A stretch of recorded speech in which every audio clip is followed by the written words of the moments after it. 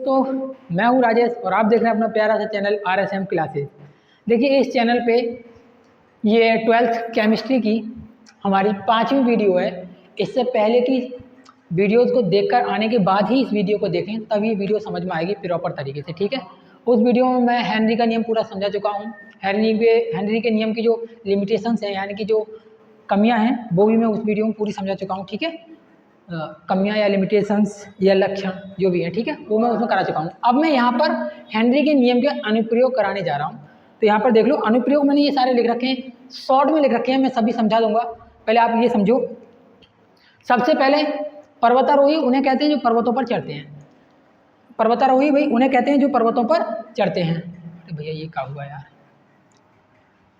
कुछ नहीं, चुड़ैल बन गई थी तो पर्वतारोही को डराने की कोशिश कर रही थी नीचे से। अभी देखो, देखिए मैं यहाँ पर बता दूं फिर से हेनरी का नियम क्या था। हेनरी का नियम था प्रेशर को जितना बढ़ाओगे किसी भी द्रव में गैस के घुलने की जो मात्रा है उतनी ही अधिक बढ़ जाएगी। प्रेशर को जितना अत्यधिक आप बढ़ाओगे किसी भी द्रव में उसके गैस के मोल अंशों की संख्या उतनी ही अत्यधिक बढ़ जाएगी। गैस का मोल अंश उतना ही बढ़ जाएगा, यानी कि मात्रा उतनी ही बढ़ जाएगी। तो हम बोल सकते हैं जितनी जितनी ऊंचाई पर कोई व्यक्ति जाएगा, बात समझेंगे, जितनी ऊंचाई पर कोई व्यक्ति जाएगा उसके ऊपर वायुमंडलीय दाब जो है वो कम होता जाएगा। वायुमंडलीय दाब कम हो जाएगा। एग्जाम्पल के लिए मान लीजिए कि यहाँ पर कोई व्यक्ति खड़ा हुआ है। ये व्यक्ति थोड़े खतरनाक तरीके से बना देता हूँ, जरा ध्यान देंगे। ये व्यक्ति खड़ा हुआ है, इस पर दाब जो है वो ज़्यादा लग रहा होगा, इस पर प्रेशर हाई और हायर होगा। जबकि ये जो व्यक्ति ऊपर चढ़ गया है यानी कि जो पर्वतारोही है उस पर प्रेशर क्या हो जाएगा भाई, कम हो जाएगा। उस पर प्रेशर कैसा हो जाएगा, कम हो जाएगा। तो मेरे कहने का मतलब है जैसे जैसे अधिक ऊंचाई पर आप जाते हैं तो जो ऑक्सीजन गैस है वो दाब के कम होने के कारण उसकी रक्त में घुलनशीलता कम होती जाती है। जैसे जैसे ऊपर जाते हैं ऑक्सीजन का दाब कम होगा, पर्वतारोही के रक्त में O2 की क्या हो जाएगी भाई, कमी हो जाएगी। ये तीर देखिए, मैंने ये तीर लगाया है। अधिक ऊपर जाने पर O2 का आंशिक दाब कम हो जाएगा। अधिक ऊपर जाने पर O2 का आंशिक दाब कम हो जाएगा। तो जो पर्वतारोही के रक्त में O2 की घुलनशीलता भी कम हो जाएगी। O2 की घुलनशीलता कम हो जाएगी। यहाँ पर आप लिख सकते हैं O2 की सॉल्युबिलिटी, ठीक है, मैं ऐसे बना दे रहा हूँ। सॉल्युबिलिटी क्या हो जाएगी भाई, कम हो जाएगी। O2 की घुलनशीलता कम हो जाएगी। हम बोल सकते हैं भाई, अब जब घुलनशीलता कम हो जाएगी यानी ऑक्सीजन कम हो जाएगी रक्त में, तो इसका मतलब उसे कमजोरी महसूस होने लगेगी। और जो कमजोरी महसूस हो रही है इस अवस्था को मेडिकल्स में कहते हैं हम एनॉक्सिया। मेडिकल्स में क्या कहते हैं, एनॉक्सिया, ठीक है। पर्वतारोही जब ऊपर चढ़ता है तो उसके ऊपर वायुमंडलीय दाब कम हो जाता है, जिसके कारण से ऑक्सीजन की रक्त में घुलनशीलता भी कम हो जाती है। वायुमंडलीय दाब कम होता है, इस कारण से ऑक्सीजन की घुलनशीलता भी क्या हो जाती है भाई, कम हो जाती है। और ऑक्सीजन की घुलनशीलता कम होने के कारण कमजोरी महसूस होने लगती है और इस अवस्था को हम क्या कहते हैं, एनॉक्सिया कहते हैं। ये आप अच्छे तरीके से लिख लेना, ठीक है, नहीं तो आप इसी तरीके से भी लिख दोगे ना तब भी आपको पूरे मार्क्स मिल जाएंगे, ठीक है। अच्छा, दूसरा वाला क्या है, सोडा वाटर या कोल्ड ड्रिंक्स जो भी आप यूज़ करते हो, कोल्ड ड्रिंक्स जो भी होती हैं जो आप यूज़ करते हो या फिर सोडा वाटर जो है, उनमें CO2 की सांद्रता को बढ़ाने के लिए या फिर CO2 की घुलनशीलता को बढ़ाने के लिए, CO2 की घुलनशीलता को बढ़ाने के लिए उन बोतलों को अत्यधिक दाब पर बंद किया जाता है।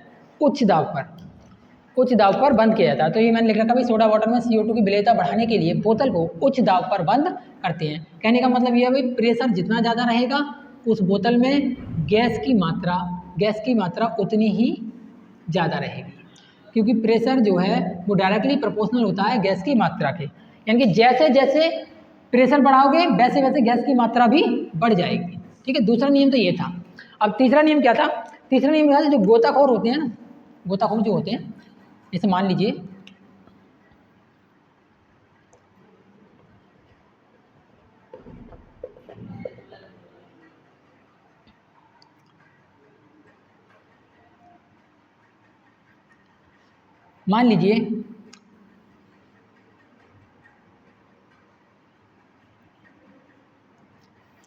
ये भाई साहब इनके कहने पर इसमें कूद गए, और कूदने के बाद क्या हुआ भाई, कूदने के बाद पता पड़ा भाई, पहले ये नहीं, ऐसा नहीं है कि तैयारी के साथ कूदे थे भाई, इन्हें दिखाने के लिए कि मैं कितना बहादुर हूँ, मैं भाई बहुत ज़्यादा नीचे जा सकता हूँ पानी में।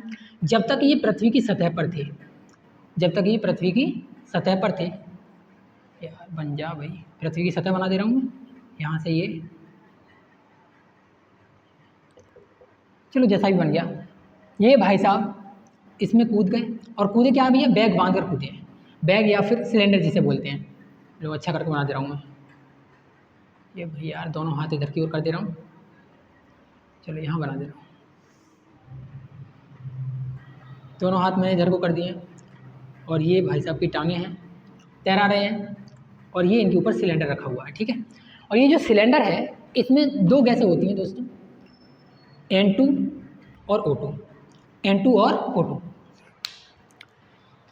जब तक ये व्यक्ति सतह पर है तब तक इस पर वायुमंडलीय दाब लग रहा है, तब तक इस पर क्या लग रहा है, वायुमंडलीय दाब लग रहा है। जैसे ही सतह के नीचे जाएगा, जैसे ही सतह के नीचे जाएगा पानी में अंदर, तो इस पर एक तो ये वायुमंडलीय दाब बढ़ा हुआ होगा, और नीचे जाने पर पानी का दाब भी बढ़ जाएगा, और नीचे जाने पर पानी का दाब भी बढ़ जाएगा। तो क्या होगा, इसके रक्त में ये जो गैसें हैं इनकी घुलनशीलता भी बढ़ जाएगी, पानी का दाब बढ़ेगा, और रक्त में N2 और O2 की जो है घुलनशीलता भी बढ़ जाएगी। इसे नीचे तो बहुत अच्छा लगेगा, इसे नीचे तो बहुत अच्छा लगेगा, लेकिन जब ये ऊपर आएगा, जब ये ऊपर आएगा तो ऊपर आने पर दाब फिर से नॉर्मल हो जाएगा, वायुमंडलीय दाब के बराबर हो जाएगा। और दाब जैसे ही नॉर्मल होगा, दाब जैसे ही नॉर्मल होगा, इसके नसों में जो रक्त बह रहा था ना, उनके बीच में जो वायु थी वो अत्यधिक मात्रा में जो घुल चुकी थी, वो अब इसकी नसों में जो रक्त है उसके बहने में अवरोध उत्पन्न करेगी, रुकावट बन जाएगी। क्या बन जाएगी, रुकावट बन जाएगी, जिस कारण से इसकी नसों में जो है गांठें बनने लगेंगी, जिस कारण से इसकी नसों में क्या बनने लगेंगी भाई, गांठें बनने लगेंगी, और वो गांठें इतना ज़्यादा दर्द करेंगी, बहुत ज़्यादा दर्द करेंगी। कभी कभी ये दर्द इतना ज़्यादा खतरनाक होता है कि इससे कभी कभी मौत भी हो जाती है, ठीक है। तो गांठें बनने लगेंगी, और ये जो अवस्था होती है इसे मेडिकल में कहते हैं भाई, मेडिकल में कहते हैं जो गांठें बनती हैं उसको मेडिकल में कहते हैं बैंड। क्या कहते हैं, बैंड। और बचाव के लिए करते हैं भैया, ये N2 और O2 में He मिला देते हैं, हीलियम गैस। क्या मिला देते हैं भाई, हीलियम गैस। अब हीलियम गैस क्यों मिलाते हैं, क्योंकि हीलियम गैस की जो घुलनशीलता है वो बहुत कम होती है, हीलियम गैस की घुलनशीलता बहुत कम होती है, ठीक है। ये बात याद रखेंगे भाई, हीलियम गैस की घुलनशीलता बहुत कम होती है, जिस कारण से जैसे ये हीलियम गैस इस सिलेंडर में मिलती है, तो जब इसकी घुलनशीलता कम होती है तो इन गैसों की भी घुलनशीलता को ये कम कर देती है, मिलने के बाद इन गैसों की घुलनशीलता को भी कम कर देती है, जिस कारण से N2 और O2 की जो घुलनशीलता है अब इसके रक्त में ज़्यादा नहीं होगी और गांठें नहीं बनेंगी। ये बचाव के लिए है, इसको आप आराम से देखिए, एक बार पढ़ेंगे तब सब कुछ याद हो जाएगा। पर्वतारोही का चाहे किसी का भी पढ़ो, एक बार में याद हो जाएगा। देखिए भाई, गहरे समुद्र में प्रेशर यानी जो आंशिक दाब है वो क्या हो जाएगा, कम हो जाएगा, यानी कि जो उसके व्यक्ति के ऊपर जो दाब है वो गहरे पानी में प्रेशर अधिक हो जाएगा। यहाँ गलती से लिख गया, ये गहरे पानी में प्रेशर अधिक हो जाएगा, जिस कारण से गोताखोर के रक्त में N2 और O2 की घुलनशीलता भी क्या हो जाएगी भाई, बढ़ जाएगी। O2 और N2 की जो घुलनशीलता है, जैसे हम सॉल्युबिलिटी बोल रहे हैं, वो क्या हो जाएगी भाई, बढ़ जाएगी। बढ़ने के कारण बढ़ तो जाएगी, लेकिन जैसे ही वो बाहर आएगा तो बाहर आने पर फिर से प्रेशर क्या है भाई, नॉर्मल हो जाएगा। बाहर आने से प्रेशर नॉर्मल हो जाएगा, मतलब इसके इस प्रेशर की अपेक्षा में क्या हो जाएगा भाई, कम हो जाएगा। अचानक गैसों की जो घुलनशीलता है वो भी क्या हो जाएगी भाई, कम हो जाएगी। जैसे बाहर आएगा प्रेशर कम होगा तो गैसों की घुलनशीलता भी कम होगी। हेनरी का नियम कहता है जितना प्रेशर कम उतनी घुलनशीलता भी कम। अब गैसों के क्या होने लगेंगे भाई, जो गैसें उसके शरीर में गई हैं यानी रक्त में गई हैं, उस गैसों के बुलबुले बनने स्टार्ट हो जाएंगे। किसमें, नसों में। जब बुलबुले बनने स्टार्ट हो जाएंगे तो दिक्कत ये है कि रक्त में रुकावट आने लगेगी, और रक्त में जब रुकावट आने लगेगी तो भयंकर दर्द होगा, गांठें बनने लगेंगी। और ये जो गांठें बनती है इस रोग को कहते हैं भाई हम चिकित्सा में बैंड। क्या कहते हैं, बैंड। और बचाव के लिए सिलेंडर में क्या मिलाते हैं भाई, N2 + O2 गैस तो पहले से ही थी, उसमें क्या मिला देते हैं हम, हीलियम गैस। क्यों मिला देते हैं, क्योंकि हीलियम गैस की घुलनशीलता बहुत कम होती है। ये तीर घुलनशीलता के लिए बनाया गया है, ठीक है। लाइट चली गई है अभी, कोई दिक्कत नहीं है, जिस कारण से गैसों की घुलनशीलता में क्या आ जाती है भाई, कमी आ जाती है। किस कारण से आती है, क्योंकि हीलियम गैस की घुलनशीलता बहुत कम होती है, ठीक है। एक बार आप नोट इसका स्क्रीनशॉट ले लेंगे, फिर मैं आगे बताता हूँ, ठीक है। देखिए दोस्तों, आपको मैंने सुना है कि आपको न्यूमेरिकल से बहुत ज़्यादा दिक्कत होती है, ठीक है। आज मैं आपको न्यूमेरिकल का भी डर खत्म कर देता हूँ। देखिए अब हम करेंगे इसमें पाठ्यनिहित क्वेश्चन करेंगे, वो भी हेनरी के नियम पर जो आधारित है उनको, ठीक है। उसके बाद हम सांद्रता के पदों के बारे में पढ़ेंगे और उसके भी न्यूमेरिकल करेंगे, ठीक है। पहले हेनरी के नियम को जरा ध्यान से देखो। सबसे पहले आप क्वेश्चन करेंगे तो लिखेंगे हल। हल को आप सॉल्यूशन भी लिख सकते हैं, ठीक है। डायरेक्ट उत्तर नहीं लिखेंगे, डायरेक्ट उत्तर वाला गलत हो जाएगा, ये याद रखना आप। तो दिया है, डायरेक्ट उत्तर हम तब लिखते हैं जब हमें क्वेश्चन दे रखा हो, लेकिन जब सॉल्व करने के लिए दे रखा हो तो सोल्यूशन लिखते हैं, ठीक है, या हल। तो दिया है में हम वो सब चीज़ें लिख लेंगे। देखिए यहाँ मैं लिख रहा हूँ H2S गैस, इसमें दो फैक्टर दे रखे हैं, एक तो H2S गैस दे रखी है और गैस को किस में मिलाया जा रहा है, द्रव में। द्रव क्या दे रखा है, देखिए द्रव दे रखा है जल, तो जल को मैं इधर लिख दूँ H2O, इधर लिख दे रहा हूँ, ठीक है। अब H2S गैस की जो वैल्यू दे रखी है वो मैं यहाँ पर लिख दे रहा हूँ भाई। STP पर जो प्रेशर होता है वो होता है 0.987 बार, 0.987 बार। जगह नहीं है मेरे पास, मैं ऊपर लिख दे रहा हूँ यहाँ पर। प्रेशर 0.987 बार होता है। अच्छा, यहाँ पर एक कार्य और हम कर सकते हैं और वो ये है, और क्या दे रखा है, और हमें ये दे रखा है मोल, विलेयता दे रखी है। किसकी विलेयता दे रखी है, ये STP पर H2S गैस की जल में विलेयता किसकी दे रखी है, H2S गैस की विलेयता, यानी कि जो मोलरता है, विलेयता को ये मोलरता कहते हैं। और मोलरता को हमने एक नाम और दिया था एक्स, वो नहीं एक्स नहीं, मोलरता को, विलेयता को हमने नाम दिया था N। क्या नाम दिया था भाई, N, यानी कि मोलों की संख्या कितनी दे रखी है इसमें, N1। इसे हम मान लेना पहले वाले को 1, तो हो जाएगा हमारे पास में 0.195 मोलर, ठीक है। और यहाँ पर हम इसका निकाल लेंगे, इसका हमें निकालना पड़ेगा। देखिए N1 इसका भी हमें निकालना पड़ेगा N2, तो N2 के बराबर क्या हो जाएगा, जरा देखो। N क्या है, मोलों की संख्या, N क्या है भाई, मोलों की संख्या को किससे हम लिख रहे हैं भाई, N से, ठीक है। दूसरा वाला तो N2 कर दिया मैंने। तो मोलों की संख्या बराबर होता है भार बटे अणु भार, या मोल बराबर एक ही बात है। तो हम लिखेंगे भाई N2 बराबर, भार कितना दे रखा है, जब भी कभी भी इसमें भार ना दे रखा हो तो आप मानेंगे हमेशा जो भार है N2 का, जल का जो भार है वो कितना मानेंगे आप, 1 kg, और 1 kg को हम लिख सकते हैं भाई 1000 ग्राम, ठीक है। तो मैं यहाँ लिख दे रहा हूँ भाई भार कितना है 1000 ग्राम।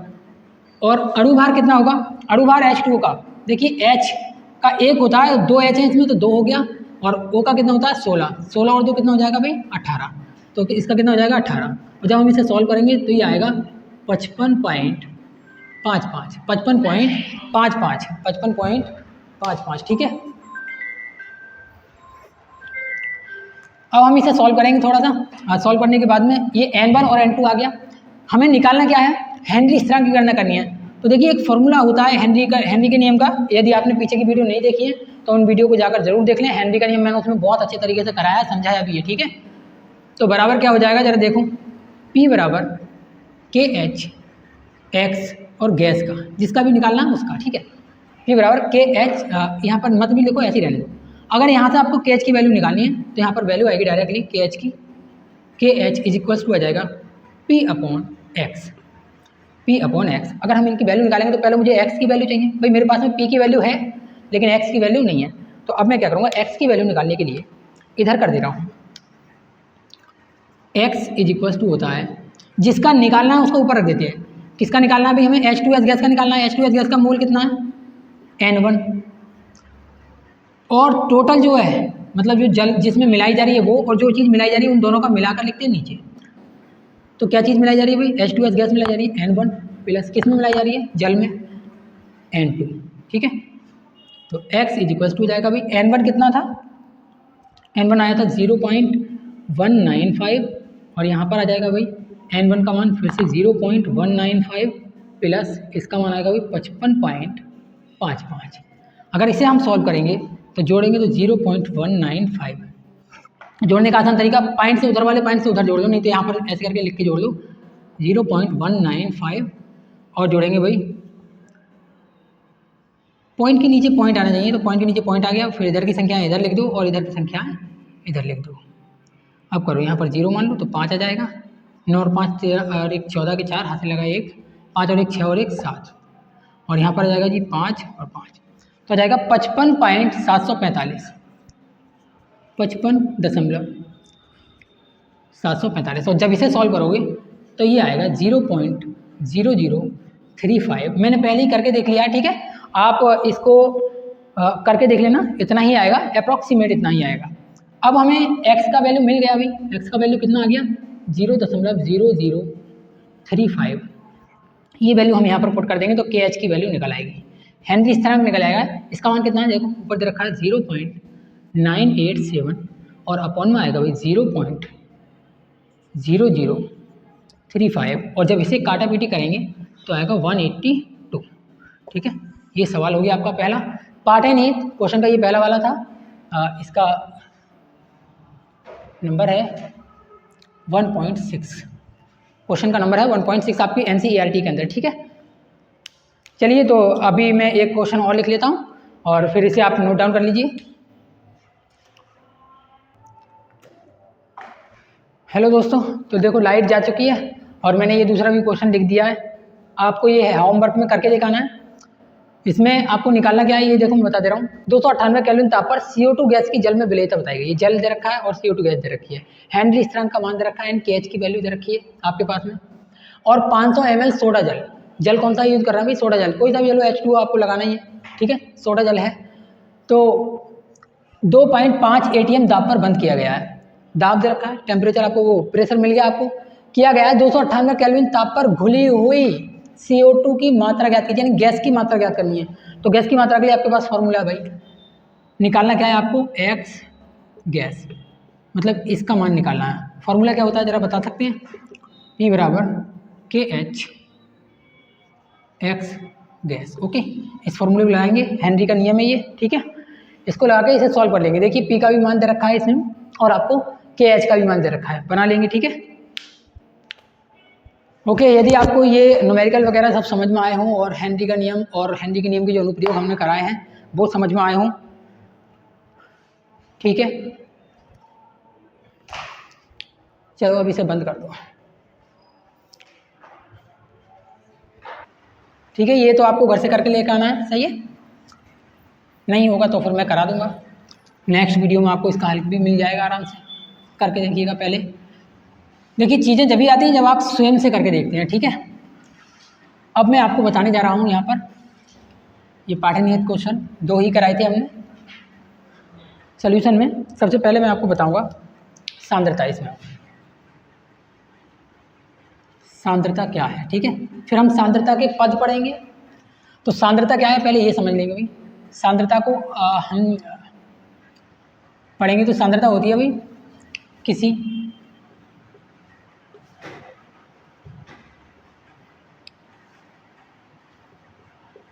विलयन या विलायक, किसी विलयन या विलायक में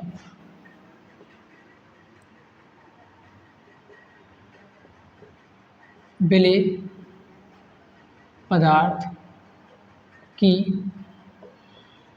घुली हुई मात्रा को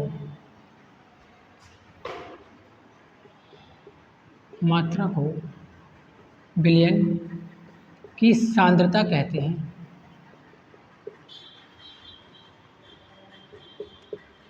सांद्रता कहते हैं।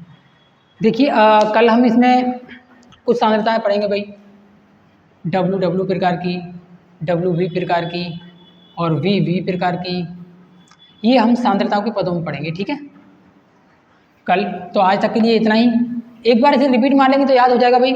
किसी विलयन या विलायक, किसी विलयन या विलायक में घोले हुए पदार्थ की मात्रा, घोले हुए पदार्थ को कहते हैं हम विलेय, घोले हुए विलेय पदार्थ की मात्रा को विलयन की सांद्रता कहते हैं। फिर से बता रहा हूँ, किसी विलयन या विलायक में घोले हुए विलेय पदार्थ की मात्रा को विलयन की सांद्रता कहते हैं। ठीक है, ये सांद्रता को याद कर लेंगे। सांद्रता का अर्थ होता है गाढ़ापन, या कितना, या किसी चीज़ में कितना गाढ़ापन है या कितना पतलापन है। ठीक है, किसी भी विलयन में, ये हम इसमें चेक करते हैं सांद्रता से। ठीक है, अब आपको क्या करना है, अगर ये समझ में आ गया है तो वीडियो को शेयर जरूर कर दें, और शेयर करने के साथ साथ में और ज़्यादा समझ में आ गया तो भी लाइक भी कर दें और सब्सक्राइब करे बगैर ना जाए चैनल पे से। ठीक है, इसी चैनल पर आपको सारी वीडियोज़ मिल जाएंगी, पीछे की वीडियोज़ अगर नहीं देखी हो तो वो भी देख लें।